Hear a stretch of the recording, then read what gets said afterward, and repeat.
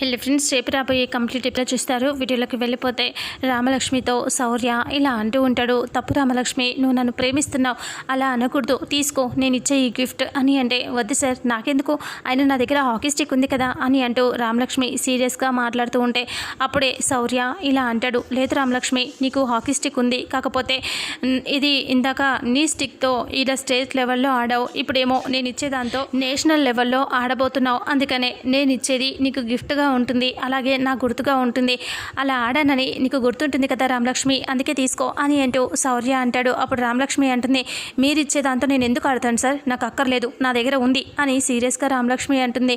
అప్పుడే శౌర్య ఇలా అంటాడు, లేదు రామలక్ష్మి అలా మాట్లాడద్దు ప్లీజ్, నేను ప్రేమతో ఇస్తున్నాను, తీసుకోరామా, అలా మాట్లాడొద్దు ప్లీజ్ అని అంటూ రిక్వెస్ట్ చేస్తూ ఉంటాడు. అప్పుడు రామలక్ష్మి అంటుంది, లేదు సార్ నేను మిమ్మల్ని ప్రేమించట్లేదు, అయినా మీరు నాకు ఎందుకు ఇస్తారు, నేను తీసుకోను అని అంటూ రామలక్ష్మి అంటే అప్పుడు శౌర్య అంటాడు, ప్లీజ్ రామా, నీకు కోపం ఉండటంలో తప్పులేదు, అప్పుడు నేను కాదన్నానని నువ్వు కోపంగా ఉంటున్నావు, కానీ ఇప్పుడు నేను తగ్గాను కదా రామలక్ష్మి, నీ ప్రేమని అర్థం చేసుకొని నేను నిన్ను ప్రేమిస్తున్నాను, మరి అలాంటప్పుడు నువ్వు ఒప్పుకోవచ్చు కదా, ప్లీజ్ రామా, నువ్వు కూడా నన్ను ఎప్పుడో ఒకసారి అర్థం చేసుకుంటావని నాకు తెలుసు, ఇప్పుడు ఇదైతే తీసుకో అని చేతిలో పెట్టేస్తాడు. అప్పుడే రామలక్ష్మి అంటుంది, నీ మీద ప్రేమ లేదు ఏమీ లేదని చెప్పాను కదా సార్ అని రామలక్ష్మి అంటుంది. అలా అనేసి ఇంకా హాకీ స్టిక్ని తన చేతిలోకి తోసేస్తుంది. అప్పుడు శౌర్య అంటాడు, నేను కూడా ఒకప్పుడు అలాగే చెప్పాను కదా రామ, నువ్వంటే నాకు ఇష్టం లేదు, నీ మీద ప్రేమ లేదు అని చెప్పి ఎన్నో మాటలు అన్నాను, కానీ నువ్వు నన్ను ప్రేమించావు కదా, నువ్వు నన్ను నేను నిన్ను ప్రేమిస్తున్నాను, ఇష్టపడుతున్నాను కదా, అలాగే నేను మారినట్టుగా నువ్వు కూడా ఎప్పుడూ ఒకసారి మారుతావులే రామలక్ష్మి అని అంటూ శౌర్య అంటాడు. అలా అనేసరికి ఇక అప్పుడే నువ్వు నన్ను ప్రేమిస్తున్నావు, కానీ నీకు మొహమాటం అడ్డొచ్చి చెప్పట్లేదు అంతే అని అంటూ శౌర్య అంటే, లేదు సార్ నేను నిజంగా చెప్తుంటే మళ్ళీ మొహమాటం అది ఇది అంటారేంటి, నేను నిజంగానే మిమ్మల్ని ప్రేమించట్లేదని చెప్తున్నాను కదా అని ఇలా చెప్పేసరికి రామలక్ష్మి సీరియస్గా అనేసరికి శౌర్య అంటాడు, లేదు నువ్వు మొహమాటంతోనే అలా చెప్తున్నావు అని అనేసరికి అప్పుడు నిజం చెప్తున్నాను అంటే, ఛాయ నువ్వు చెప్పు, రామలక్ష్మి మొహమాటంతోనే అలా చెప్తుంది కదా అంటే, ఏమో సార్ నాకైతే తెలియదు, మీ ఇద్దరి మధ్యలోకి నన్ను లాగొద్దు అని అంటూ ఛాయ అంటుంది. చూసావా, ఛాయ కూడా మొహమాటంతో చెప్పలేకపోతుంది అని శౌర్య అంటాడు. తీసుకోరామా, తీసుకో ప్లీజ్, నా మీద ప్రేమతో, నేను నీకు ప్రేమతో ఇస్తున్న గిఫ్ట్ ఇది, తీసుకో అని చేతిలో పెడతాడు. అప్పుడే రామలక్ష్మి సీరియస్గా చూసి అది కింద పడేసి, సార్ మీ మీద నాకు ప్రేమ లేదు ఏమీ లేదు, ఇంకొకసారి ఇలా తిరక్కండి అని కోపంగా వెళ్ళిపోతుంది. ఇక అక్కడ నుంచి అలా వెళ్ళిపోయేసరికి ఇక అప్పుడే శౌర్య బాధపడుతూ ఆ స్టిక్ని తీసుకొని బయటికి వెళ్ళిపోతాడు. అప్పుడే ఇలా అంటూ ఉంటుంది ఛాయ, ఏంటే మీరిద్దరు అప్పుడు అని సీరియస్గా అలా చూస్తూ ఉంటే అప్పుడు రామలక్ష్మి అంటుంది, ఏంటే నేను వద్దని చెప్పినా నా వెంట పడతాడేంటి అని రామలక్ష్మి అంటే, ఏమోనే మీ ఇద్దరి మధ్యలోకి నన్ను లాగకండమ్మా, ఎందుకంటే నువ్వు ప్రేమించాను అన్నప్పుడు ఆయన కాదు అంటారు, ఆయన ప్రేమిస్తున్నాను అంటే నువ్వు కాదు అంటావు, మీ ఇద్దరి మధ్యలో నాకు తల పగిలిపోతుంది, మీరు మాత్రం నాతో ఏం చెప్పొద్దు అని అంటూ సీరియస్గా అంటంతో, ఏంటే ఇప్పుడు నాకు ఆల్రెడీ నేను కావాలి అన్నప్పుడు వద్దని చెప్పాడు, ఇప్పుడు ఇష్టం లేకపోయినా వెంట పడుతున్నాడు అని సీరియస్గా అంటూ, నేను మా నాన్న కుదిరిచ్చినట్టుగానే మా నాన్న చెప్పిన పెళ్ళి చేసుకుంటాను అంటే, మరి సార్ నేను ఇష్టపడుతున్నారు కదంటే, పోతే పోని అవన్నీ నేను అప్పుడే మర్చిపోయాను అని రామలక్ష్మి అంటే అప్పుడు ఛాయ అంటుంది, మరి అదే విషయం ఏదో మీ నాన్నని చెప్పినట్టు చేసుకుంటాను అంటున్నావు కదా, అదే విషయం కోచ్ సార్తో చెప్తే ఒక పని అయిపోతుంది కదా అంటే, ఎక్కడ చెప్పనిస్తున్నాడు, ఎప్పుడు చెప్దామన్నా కానీ చెప్పనివ్వట్లేదు కదా అని అంటూ ఆలోచిస్తూ, సరే ఇప్పుడు చెప్తానులే అనేసి వెళ్ళిపోతూ ఉంటే, క్లాస్కి రావా అని ఛాయ అడిగితే, క్లాస్ తీసుకొని వస్తా ఫస్ట్ అనేసి అక్కడ నుంచి రామలక్ష్మి శౌర్య దగ్గరికి వెళ్తూ ఉంటుంది. శౌర్య అక్కడ కూర్చొని బాధపడుతూ ఉంటాడు. ఇక ఆ తర్వాత ఇక్కడ సుందరమ్మ బెడ్ మీద కూర్చొని చాలా టెన్షన్ పడుతూ కాళ్ళు నొక్కుంటూ, అబ్బా కాళ్ళ నొప్పులు అనేసి కాళ్ళు అలా పెట్టుకొని బెడ్ మీద నిద్రపోయినట్టుగా పడుకుంటుంది. అయినా కూడా నిద్ర రావట్లేదు అనేసి ఇంకా కాళ్ళు నొక్కుంటూ ఉంటుంది. అంతలో చారు అటుగా వెళ్తూ ఉంటుంది. సడన్గా చారుని చూసి ఇలా అంటూ ఉంటుంది సుందరమ్మ, చారు చారు ఇలా రామ్మా అని పిలుస్తుంది. ఇక అప్పుడే ఏంటి అని చారు అంటే ఇంకా పడుకొని సుందరమ్మ అటువైపు తిరిగి పడుకుంటుంది. ఇలా అంటూ ఉంటుంది, నా కాళ్ళు నొక్కవే జరా, చాలా కాళ్ళు లాగుతున్నాయి, కాళ్ళు నొక్కు అని అంటూ సుందరమ్మ అంటే ఇక అప్పుడే చారు, నీ కాలు నేను నొక్కాలా అని అంటూ ఈ సీరియస్గా చూస్తూ, నేను నొక్కాలా అని అంటే, అవునమ్మా కాలు నొక్కు అని అనేసరికి, సరే అని ఇది ముసల్ది నన్ను కాలు నొక్కమంటుంది అని చారు అటు ఇటు చూస్తూ ఇంకా స్టిక్ వెతుకుతుంది.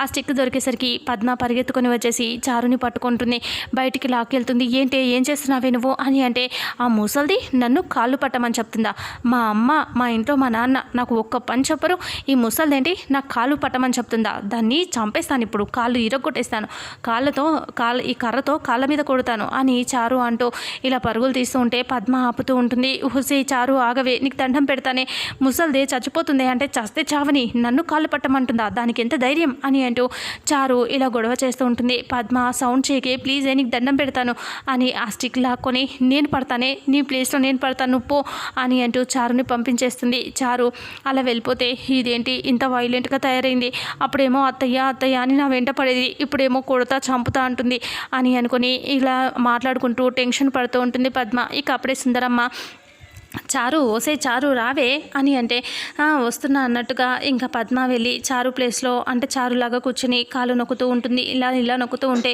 అచ్చం నా కూతురు పట్టినట్టుగానే ఉంది చారు, అయినా నా కూతురు కూడా ఇలాగే పడుతుంది, నువ్వు కూడా నా కూతురు లాగానే పడుతున్నావు, మీ అత్తయ్యతో ఉండి మీ అత్తయ్యతో తిరిగి దాని బుద్ధులన్నీ నేర్చుకున్నావు, అయినా మీ అత్తయ్యని నువ్వు ఎందుకు అంతలా ఇష్టపడతావే, మీ అత్తయ్య అంటే నీకు ఎందుకంత ప్రేమ అని అంటూ ఇలా అడుగుతూ ఉంటుంది.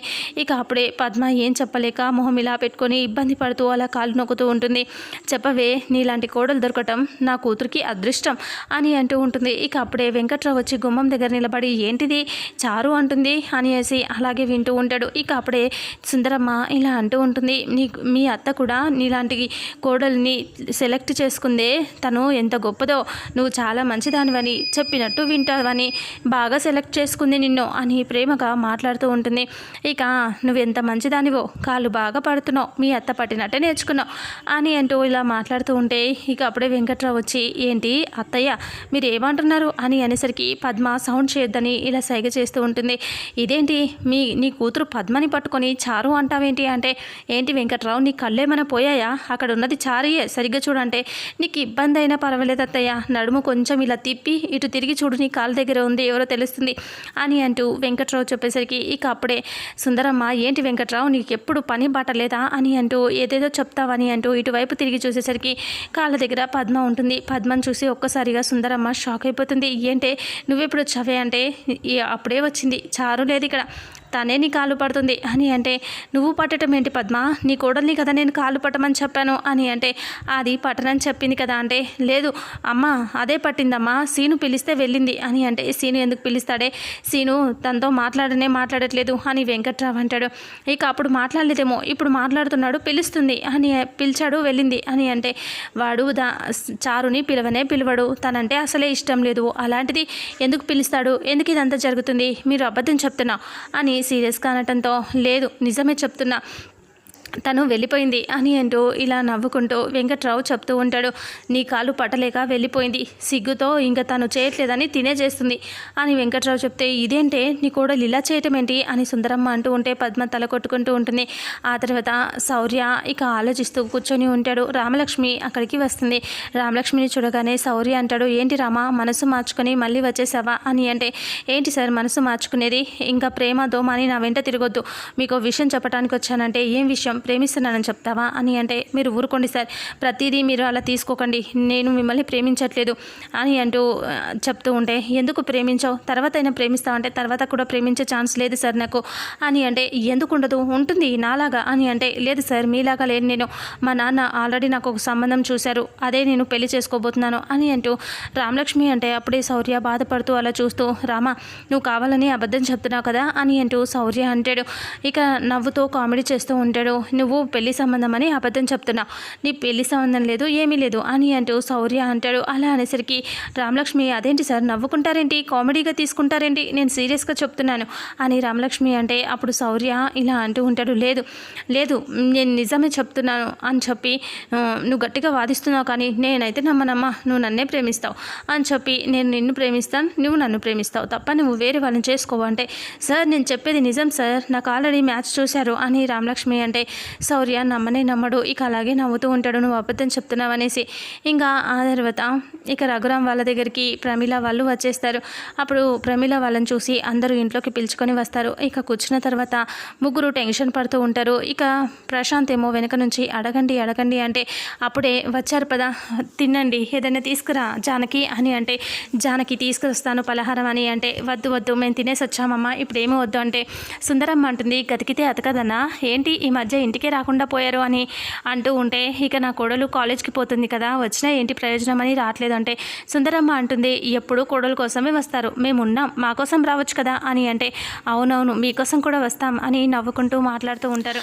ఇక అప్పుడే అలా ఏమీ లేదు అని అంటూ ఇలా మాట్లాడుతూ ఉంటే ప్రశాంత్ వెనక నుంచి అడగండి అడగండి అంటే, ఇక అప్పుడే ప్రమీల అంటుంది, ఇలా అన్నయ్య గారు మీకోసం ఎవరైనా వచ్చారా కాలేజ్ నుంచి అని అంటే, నా కోసం ఎవరు వస్తారు అని అంటే, అదే రామలక్ష్మి కాలేజ్ నుంచి ఎవరైనా వచ్చారా అని అడుగుతున్నాను.